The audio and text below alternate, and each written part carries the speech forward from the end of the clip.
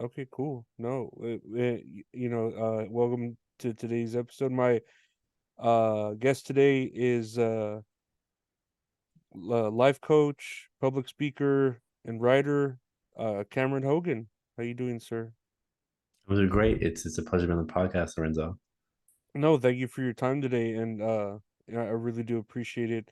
And I was saying, you're a coach, like a life coach, not a coach in the sense of like a football coach or something like that. Like, how do you feel? What do you do as far as a coach? Like, you coach people how to be better at life, or how to accept it, or what's your like mantra as far as on that? With people. Yeah, it's interesting. It all just kind of fell into my lap. A handful of months ago, I just started posting online some positive messages, and I started sharing my story about how I've been able to evolve my life recently and just live a life what I feel is more aligned with the person I want to be and the person I want to become. And just sharing my input, especially on Twitter, and also thankfully on been a handful of larger podcasts. I've been able to build a following of people that resonate with my experience, whether they've recently experienced that. Also, they've been able to overcome a lot of, I guess, the more bad parts about life, the more undesirable parts about life, or they're currently working through those undesirable parts. And I just started to get a lot of direct messages from people saying, "Hey, I would like you to counsel me or to coach me on to get through whatever they're going through." And that has been addictions, that has been overwhelming anxiety, that has been overcoming not the best relationship with a family member, whatever it has been. It has thankfully been an incredibly easy and fulfilling job for me and business for me to start around simply just being present with people on the phone and just ask the right questions to help them understand how to best live their life better. And so it happened incredibly naturally. I really just feel like it fell into my lap, but it feels just so right and so aligned with what I want to do. And yeah, so I would use the word life coach. It's not really something I brand myself as, but it's definitely, I'm willing to help people with all aspects of life in every way they may need. Thankfully, through my own experience and also just what I believe my gifts are just ask the right questions to help people guide themselves to Hmm. where they actually want to be. So, yeah, that's how I got started with it. It's still very new for me, but it's something I feel like I'll be doing for probably the rest of my life. I genuinely love it.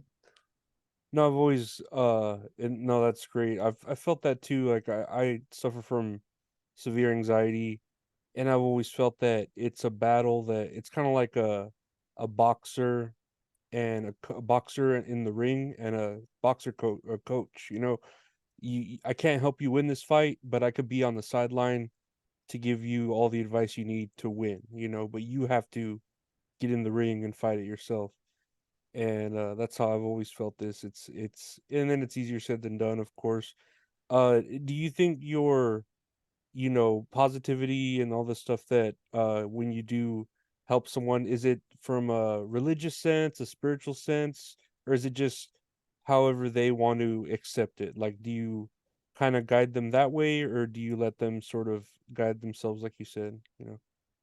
Yeah, most of my life I've never been religious or spiritual, but in the past handful of years, through certain experiences I've had, I have developed a connection with what I believe to be God. And to me, it's not someone who's an old man with a long white beard floating in the sky.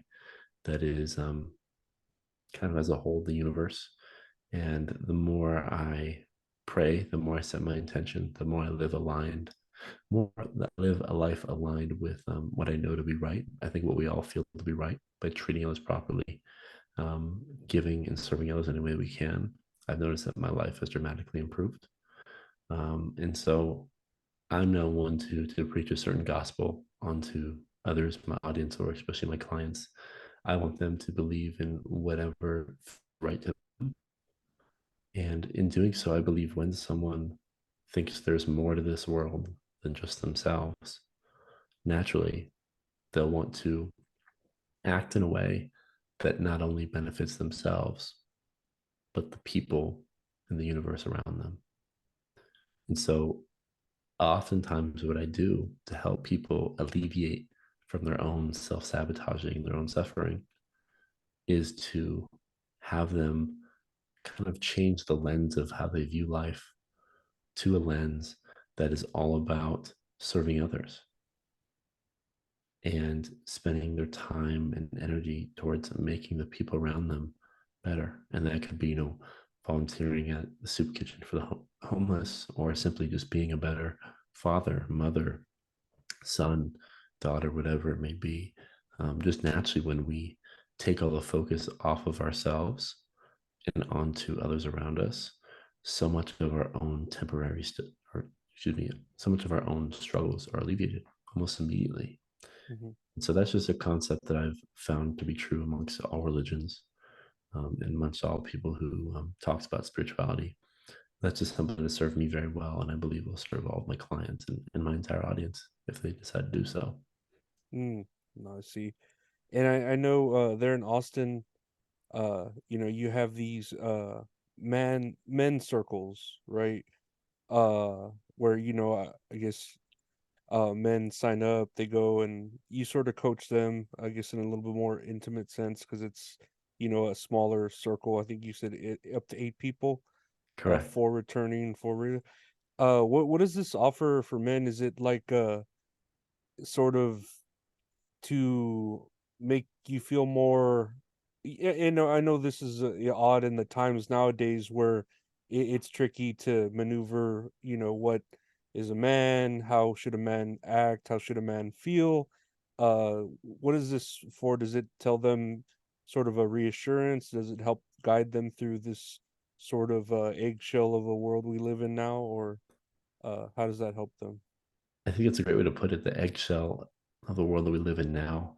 I feel as if so many men, honestly, throughout the history of time, this is a little bit different back thousands of years ago or back when we were primates. But in the past few hundred years, we've been completely detached from community, detached from brotherhood. And it feels like society around us is just trying to make us more sick, more reliant on someone else besides ourselves. To take the power away from us, they want to put us down. Um, and I've noticed that. And through my own life experiences, I came to the conclusion that what men really need is that community. And not only a community where we go, watch the football game or hang out every once in a while, but a community that actually talks about the real things. And so all of us throughout our lives, we're not going to get out of this lifetime without certain bumps and bruises, especially amongst men. But for the past few hundred years, we have been told to just kind of shut up and keep walking. We've been told that we got to keep that stuff in, no matter whether it's we went off to war and saw our best friends being bombed, or simply just the day to day of a man where it feels kind of this endless struggle to whether it's pay the rent or support people that you have to support, whatever it is. Men don't have an outlet, a healthy outlet to express what's going on in their lives, and because of this, they turn to alcohol, they turn to drugs, they turn to um, doing horrible things to other people in society. And so, what I'm doing is I'm offering all men a healthy alternative so that they can speak about what's going on in their life, whether it's the addictions they're struggling with, the relationship with their wife, their kids, their mother, the father, whatever it may be. Um, Anything that is currently coming up for them, I think it's incredibly important to speak light onto it and to potentially give them the space to express any feelings that may come across it. We all have experienced things that would make us angry or make us sad. But if we don't give those emotions the space they need, they will compile within us. And then one day we'll have an outburst and Hmm. potentially destroy relationships. And so this is giving people the ability to speak what's on their mind and heart in a way that is open. And when there are other brothers in the room, other men in the room that you're speaking this to, we will begin to realize that we're not in this alone. Despite what society has made us believe, all of us have gone through or are currently going through something incredibly similar. And when we can see that we're not alone in this. This isn't a fight that we have to fight alone for us for our lives. It gives us the ability to heal. It gives us the ability to overcome and do so together and have more strength in our lives.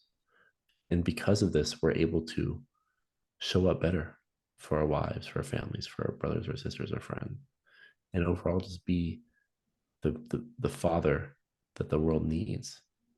And so this is happening in Austin at the current moment. There's a handful of things like this, oftentimes closed circles with very tight friends. It's becoming more and more popular, but I want to create a movement that's starting here in Austin, but will soon spread across the country, then across the world, of making it okay for men to come together once a week and talk about what's going on in their lives, and to do so in a way that everyone feels open, to do so in a way that develops a community that's built off of truth and authenticity, and not just our favorite football team, whatever it is, but something much deeper than that. And it has been just a resounding success so far. It's become so clear that so many men need this, and it is the way we're going to heal. It is going to be what I believe on the grand scheme of things. It's going to be the thing that stops us from going to war with each other. It's going to be the thing that if Vladimir Putin or other world leaders were given a hug and given a pat on the back, and were shown a little bit more love in their life, maybe I deeply believe this world will be a better place. And so I'm just going to do that a handful of people at a time for the rest of my life. And so it's really been the greatest honor in my life to serve others in that way, and I'll continue to expand that in any way that I can. No, that's wonderful. How you're saying it's like a ripple effect. You start small and it echoes to the rest of the world. And some of the best things have started small. So it's quite the undertaking, I'll say, for for you to do. But that is amazing that you even started it. So no, no, it's amazing. Um, I saw, that you were taking these on the Twitter, because I see you on the Twitter, these solitude challenges. I think it was like 60 minutes. Is it 60 minutes for 60 days? That's correct. Yeah. And what I know you've already done it for a few days, a few sessions already. What good, or when you started, what good did you believe it would do? Do you believe it would help? And then now that you're so much into it, so many days, so many minutes, how do you feel it's affected you, mind, body, and soul? Uh, has it been good for you? Has it been bad for you? Yeah, what made me feel like this needed to happen was I'm looking at the world around us, and it feels like there's just this endless supply of distractions. We're always being occupied. And that's something that's relatively new, because back during our parents' age or grandparents' age, they had plenty of time throughout their day, whether they're waiting in line at the grocery store or walking home from school or work or whatever it may be, where it was just them alone with their thoughts and feelings. And they were able to reflect on their day. They were able to reflect on their life. And because they had that time to reflect, they were able to make better life decisions. And so I see now so many people deeply struggle with anxiety, with depression, with so many other what I believe are diseases of the mind, simply because oftentimes the society that we built does not allow us to take a time to reflect on what we're currently doing, how we're currently living. And when people give themselves the gift of just sitting in a room alone with their thoughts, despite how hard it may feel when you're first starting out, over time, what I've noticed through, I think I'm on day 13 today, and we'll continue to do it through all the 60 days and probably every day after that. Hmm. What I've noticed is that it's given me just an immense amount of clarity of how I want to live my life. Because when you're sitting down in a room for 60 minutes, not just 5 minutes, not just 15 minutes, but for 60 minutes, all the mind thoughts of experience of, oh, I need to write that email, I need to talk to that person, I need to fill in my taxes, whatever it is, that brain thoughts that we're going through will slowly subside, and then the true questions that we need to ask ourselves will rise to the surface. It's like, why am I living life in this way? Why am I eating this thing? Why do I treat people like this? whatever it may be for you, maybe for everyone in this audience. Mhm. Those questions will arise, and it will give yourself the time and the clarity to find the right answer. So I feel like if people can intentionally set aside 60 minutes a day, which may sound like a lot, and it's actually intended to be that way on purpose, 60 minutes for yourself, 60 minutes, that's plenty of time for the right thoughts and emotions that come up. I believe it'll give you all of the clarity that you're looking for, because all the answers of how we're supposed to live this life, the person we're supposed to become, is already within us. And Solitude 60 is just a tool that anyone can use, the free tool anyone can use to find that within themselves. And so, just like the men's circle, I believe the Solitude 60 challenge that I'm putting out there, a free challenge, is something that if people choose to embody, will lead to a level of clarity and understanding and love for themselves that they've never had before. And that is exactly what the world needs. So that's why I'm creating it. No, that's amazing. No, yeah, I know we've all been there where we would be, like you said, in the line at the bank, and nowadays it is easy to distract ourselves from ourselves with so many distractions, whether it be the outside world, our worries, or just our phones and other people's worries and stuff like that. So, yeah, I could see that being very helpful to heal a person, whether it be mentally, spiritually. Um, and I know, you're fairly young. I don't know how much advice you've gathered from your peers or your the men you look up to. As far as like a piece of advice, maybe the best you can give or the best someone has given to you, what would you say to a man if you only had that one piece of advice to give to them, to maybe, like I said, if you just had that one moment to, you know, for the better for them, and that's it, what would be like that one best piece of advice? And if you got it from someone, where did you get it from, you know? Yeah, that's a great question. Although I'm very young, I feel like I've had incredible family members and just mentors that have come into my life to really speak wisdom upon what is the best way to live and how to treat others.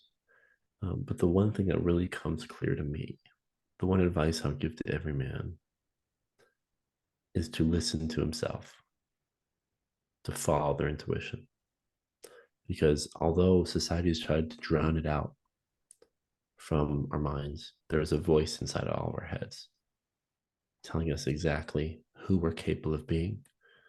And throughout every moment, every decision we make in life, it is giving us the right decision. And I encourage people to follow that voice. In doing so, it will guide them on the path to conduct themselves in a way, to treat people a certain way, to act amongst society in a certain way that will bring out the best man or best woman within themselves.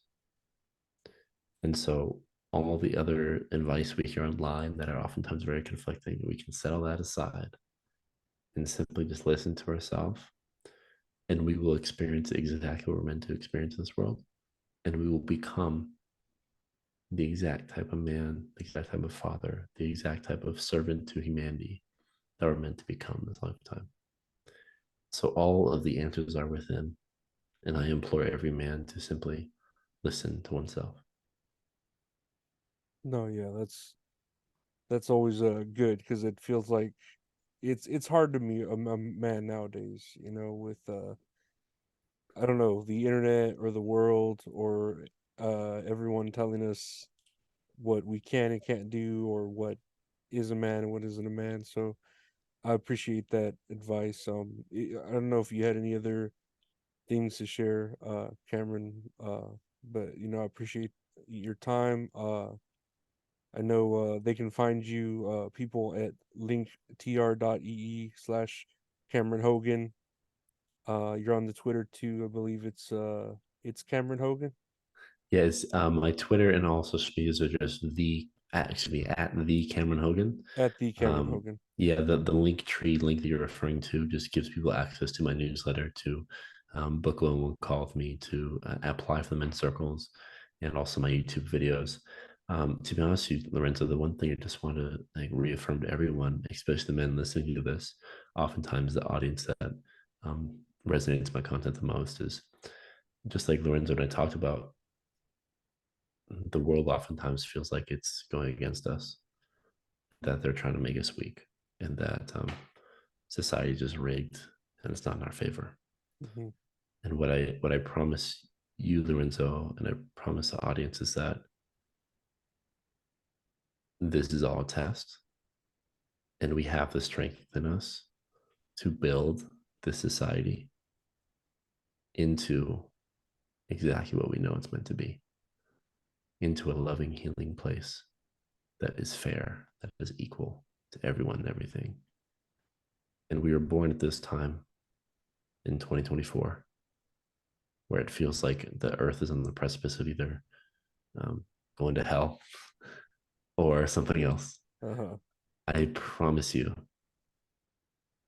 this is all a test, and we are going to make it through this storm, and we're going to become better because of it. And to do so, all we have to do is listen to our intuition and become the men we know we're destined to become.